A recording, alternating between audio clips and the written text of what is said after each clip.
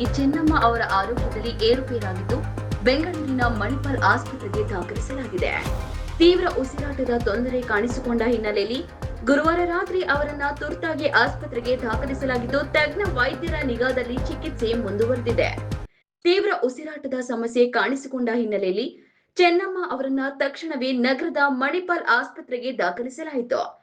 ವೈದ್ಯರ ತಂಡ ಅಗತ್ಯ ವೈದ್ಯಕೀಯ ಪರೀಕ್ಷೆಗಳನ್ನ ನಡೆಸುತ್ತಿದ್ದು ಅವರ ಆರೋಗ್ಯದ ಮೇಲೆ ನಿರಂತರ ನಿಗಾ ವಹಿಸಿದೆ. ವೈದ್ಯಕೀಯ ಮೂಲಗಳ ಪ್ರಕಾರ ಚೆನ್ನಮ್ಮ ಅವರ ಆರೋಗ್ಯ ಸ್ಥಿತಿ ಸದ್ಯ ಸ್ಥಿರವಾಗಿದ್ದು ಚಿಕಿತ್ಸೆಗೆ ಉತ್ತಮವಾಗಿ ಸ್ಪಂದಿಸುತ್ತಿದ್ದಾರೆ. ಮುನ್ನೆಚ್ಚರಿಕಾ ಕ್ರಮವಾಗಿ ಇನ್ನು ಕೆಲವು ದಿನಗಳ ಕಾಲ ಆಸ್ಪತ್ರೆಯಲ್ಲಿ ಚಿಕಿತ್ಸೆ ಮುಂದುವರಿಸಲಾಗುತ್ತಿದೆ. ತಾಯಿ ಅನಾರೋಗ್ಯದ ಸುದ್ದಿ ತಿಳಿಯುತ್ತಿದ್ದಂತೆ ಕೇಂದ್ರ ಸಚಿವ ಎಚ್.ಡಿ. ಕುಮಾರಸ್ವಾಮಿ ಹಾಗೂ ಮಾಜಿ ಸಚಿವ ಎಚ್.ಡಿ. ರೇವಣ್ಣ ಮಣಿಪಾಲ್ ಆಸ್ಪತ್ರೆಗೆ ಭೇಟಿ ನೀಡಿ ವೈದ್ಯರಿಂದ ಆರೋಗ್ಯದ ಮಾಹಿತಿ ಪಡೆದರು. ಮಾಜಿ ಪ್ರಧಾನಿ ಎಚ್.ಡಿ. ದೇವೇಗೌಡರು ಕೂಡ ಆಸ್ಪತ್ರೆಗೆ ಭೇಟಿ ನೀಡಿ ಪತ್ನಿಯ ಆರೋಗ್ಯ ವಿಚಾರಿಸಿದರು. ಚೆನ್ನಮ್ಮ ಅವರ ಆರೋಗ್ಯದಲ್ಲಿ ಸುಧಾರಣೆ ಕಂಡು ಬರುತ್ತಿದ್ದು ವೈದ್ಯರ ತಂಡ ನಿರಂತರವಾಗಿ ಚಿಕಿತ್ಸೆ ಮತ್ತು ಮೇಲ್ವಿಚಾರಣೆ ಮುಂದುವರೆಸಿದೆ.